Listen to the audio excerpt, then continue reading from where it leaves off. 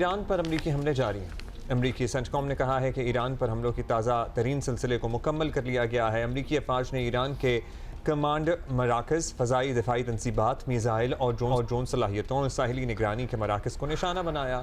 बयान में मज़ीद कहा गया कि बंदर अब्बास में भी अहदाफ को निशाना बनाया गया। अमरीकी हमलों की ताज़ा लहर के दौरान अहवाज शहर में शाहिद बकाई कैंसर हॉस्पिटल के करीब मिज़ाइल गिरा और रूसी मीडिया के मुताबिक आपको बताएं अमरीकी मिज़ाइल इस तिब्बी मरकज़ के पास जो था वो गिरा जहां कैंसर का शिकार बच्चों का इलाज किया जा रहा था। ये बच्चों को तो छोड़ दें, मतलब they should really do their research where they are throwing all these bombs. हमले के बाद बच्चों का अस्पताल खाली करा लिया गया है। इमारत के करीब मिज़ाइल गिरने के वक्त अस्पताल में 211 मरीज़ मौजूद थे, जिनमें से बाज़ को खुसूसी तिब्बी इमदाद दी जा रही थी। जवाब में ईरान के पासदारान इनकलाब ने कुवैत के अली अल इस्लाम एयर बेस पर मिज़ाइल और ड्रोन से अर्ली वार्निंग रेडार सिस्टम जो है उसको निशाना बनाया। खबर एजेंसी के मुताबिक पासदारान इनकलाब का कहना है कि एयर बेस पर अमरीकियों के लिए एक इज्तिमा को भी निशाना बनाया है, और जबकि ईरान के सरकारी मीडिया ने दावा किया है कि ईरानी फ़ौज ने जॉर्डन के अज़राक बेस जो है उस पर मुवासलात के निज़ाम और ईंधन के ज़ख़ीरों को भी निशाना बनाया है। So they are fighting each other. Khurshid Mahmud Kasuri साहब, साबिक़ वज़ीर ख़ारिजा हमारे साथ मौजूद हैं। कुसूरी साहब, शुक्रिया आपका। सर, अमेरिका ने ईरान पर बाकायदा हमले शुरू कर दिए हैं। बहुत से तज्ज़ियाकारी अभी भी ये समझते हैं कि ये एक no war no peace situation है, वॉर नहीं है, लेकिन ज़ाहिर है हमले तो जारी हैं। अब वाज़े बताया गया है कि ईरान की मिलिट्री सलाहियत ख़त्म करने की कोशिशें हैं। अब क्या इसे ऐलाने जंग से हम कम ही समझें या ऐलाने जंग समझना चाहिए इसे? देखिए, अमेरिका ने तो ये कह दिया ना कि उनकी कोशिश है कि उनकी तमाम जो सलाहियत है मिलिट्री की, अफवाह और उनके जो भी उनकी ताकत है अस्करी, उसको वो तबाह कर देंगे। इतना आसान तबाह करना होता तो अमेरिका पहले कर चुका होता। इससे बहुत ज़्यादा ज़ोरदार तरीके पे उन्होंने उन पे हमले किए हैं। मसला कुछ और है। इस वक्त मेरा अपना यह ख्याल है कि उस लेवल पे जंग दोबारा मुझे मुमकिन नहीं नज़र आ रही। उसकी एक वजह है। वजह यह है कि पहले भी जंग जो हुई, कोई भी दोनों साइड जो है अपने मकासद जंग के ज़रिए हल नहीं कर सके। यही वजह है कि अमेरिका एक सुपर पावर होने के बावजूद और इतने उसके वहाँ एयरक्राफ्ट कैरियर्स भी हैं, उसके इलाके में अड्डे भी हैं, बावजूद उसके मजबूर हुआ बातचीत पे। ये तो वॉर ही सिमेट्रिक है। तो इसमें अमेरिका ने पहले ये चीज़ समझ के ही सीज़ फायर की थी। तो इतना आसान नहीं जैसे आपके सवाल से लग रहा था कि जी वो आए और उनकी अस्करी क़ुव्वत को तबाह कर दें, बर्बाद कर दें। उन्होंने काफ़ी अपने असासे ज़ेर ज़मीन रखे हुए हैं और उनमें ये उन्होंने दिखा दिया उनकी जो हुकूमत है, इस्लामी जमहूरिया ईरान की जो क़यादत है, रहबर हैं, उनकी जो फ़ौज है, उनकी पॉलिटिकल लीडरशिप, कि वो अपनी इंटेग्रिटी, सॉवरेनिटी के लिए सेक्रीफाइस कर सकते हैं, जो उन्होंने की है।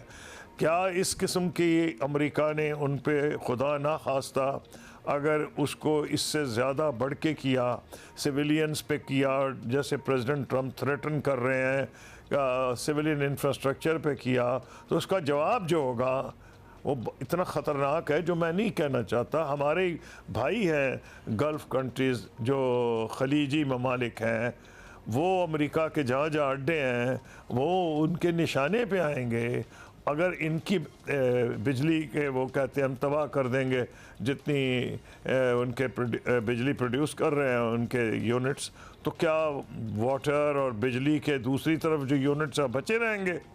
ये तो तबाही आ जाएगी सारे इलाके में। और मेरा ख्याल है कि प्रेशर बहुत ज़बरदस्त बढ़ेगा खलीजी रियासतों की तरफ से अमेरिका के ऊपर कि वो इसको जंग को आगे ना बढ़ाएं।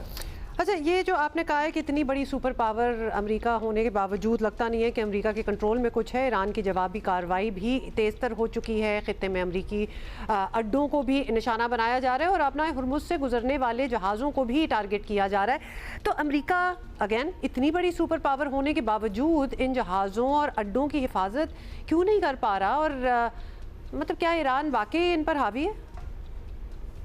ये एसिमेट्रिक वॉरफेयर है। वो बचा क्या अमेरिका करेगा? वो तो वार्निंग ही दिए जा रहे हैं ईरानी कि जहाज़ आएगा तो हम हमला कर देंगे, और वो जहाज़ आते ही नहीं तो अमेरिका प्रोटेक्ट किसको करेगा? देखिए ये इतना आसान काम नहीं है, और अमेरिका को इस बात का अंदाज़ा है, प्रेसिडेंट ट्रंप को अंदाज़ा है। जब ही उन्होंने शुरू में इसमें आके MOU, इस्लामाबाद MOU पे उन्होंने एग्रीमेंट किया था, नहीं तो कोई उनको ज़रूरत नहीं थी। ये तो कोई कह ही नहीं रहा कि अमेरिका जो है कोई सुपर पावर नहीं, उसकी फ़ौज बड़ी मजबूत नहीं। लेकिन एक बात मैं बता दूं कि अमेरिका, जब आप सुपर पावर की बात करते हैं ना, आप देख लें वियतनाम हो, इराक हो, अफ़गानिस्तान, जहाँ उन्होंने हुकूमतें बदली हैं, वहाँ लाखों फ़ौज ऑन ग्राउंड लानी पड़ती है। अमेरिका इस पोजीशन में है नहीं, उनका पब्लिक ओपिनियन तो इस जंग को भी बर्दाश्त नहीं कर रहा। कुछ ये कि लाखों फ़ौज आके यहाँ उतार दें, ये इतना आसान काम है नहीं। जब तक ग्राउंड ट्रूप्स नहीं होंगे, गवर्नमेंट का कुछ नहीं बिगाड़ सकते ये, बल्कि ये होगा कि अगर ज़्यादा हमले करेंगे, ज़्यादा नुकसान पहुँचाएगा। तो जो लोग ईरान में हुकूमत के ख़िलाफ़ भी थे, जैसे कि पहले डेमोन्स्ट्रेशंस हो रहे थे एक ज़माने में, वो भी कहते हैं ना, अंग्रेज़ी का एक्सप्रेशन है, they will come under the flag. वो फिर नेशनलिज्म के नाम पे, ईरानी नेशनलिज्म के नाम पे हुकूमत को मजबूत हो जाती है। तो मैं नहीं समझता कि ये इसका अच्छा, ये कसूरी मतलब नहीं साहब, आपने अब ये सिलसिला खत्म हो गया। इस इलाकाई जंग का असर दुनिया भर पर पड़ रहा है। हम जैसे ममालिक तो आपको पता है पेट्रोल की कीमतों से ही मर जाते हैं। अब सभी कभी कभी लगता है क्या इसे न्यू नॉर्मल तस्लीम करके आगे बढ़ना होगा, लेकिन वो मुमकिन नहीं है स्ट्रेट ऑफ हॉर्मुज़ को बीच में होते हुए। क्या हल है इसका? ईरान और अमेरिका अगर फिलहाल लचक दिखाने पर राजी नहीं है, तो इन्हें लचक दिखाने पर कौन राजी कर सकता है? पहली बात तो ये मैं बता दूं, बिल्कुल ही न्यू नॉर्मल एक्सेप्ट नहीं किया जा सकता। क्यों? इसमें तो भूख और मौत है। उसकी वजह यह है कि ऑयल और गैस के अलावा हीलियम है और फर्टिलाइजर्स हैं। बहुत से मुल्कों में ख़तरा हो गया है ऑलरेडी कि शायद खुदा ना करे कैद पड़ जाए। अफ्रीका के कुछ ऐसे मुल्क हैं, अगर मसलन पाकिस्तान, इंडिया, बांग्लादेश की इतनी आबादी है, अभी तक तो ये सेल्फ सफिशिएंट है फूड में, लेकिन अगर यहाँ ये जंग लंबी हुई और फर्टिलाइजर्स के ऊपर मसला हो गया तो फिर हमारे यहाँ भी कमी हो जाएगी। तो इसको न्यू नॉर्मल तो एक्सेप्ट किया ही नहीं जा सकता। इसको जापान और कोरिया भी न्यू नॉर्मल एक्सेप्ट नहीं कर सकते, वो तो बिल्कुल तबाह हो जाएंगे। जापानीज़ इकॉनमी डिपेंडेंट है ऑन गल्फ ऑयल, तो इसी तरह गल्फ की इकॉनमी तबाह हो जाएंगी। वो बर्दाश्त नहीं कर सकते इसको न्यू नॉर्मल समझ के। न्यू नॉर्मल है नहीं। यूरोपियन यूनियन की इकॉनमी तबाह हो जाएंगी, वो डिपेंडेंट है इसके ऊपर। चेन्स बनी हुई हैं, सप्लाई चेन्स हैं, ये इतना आसान काम नहीं है। तो मेरा अपना ख्याल ये है कि ये तो बिल्कुल आपकी बात ठीक है, न्यू नॉर्मल एक्सेप्ट नहीं किया जा सकता। खुर्शीद महमूद कसूरी साहब, thank you for your time.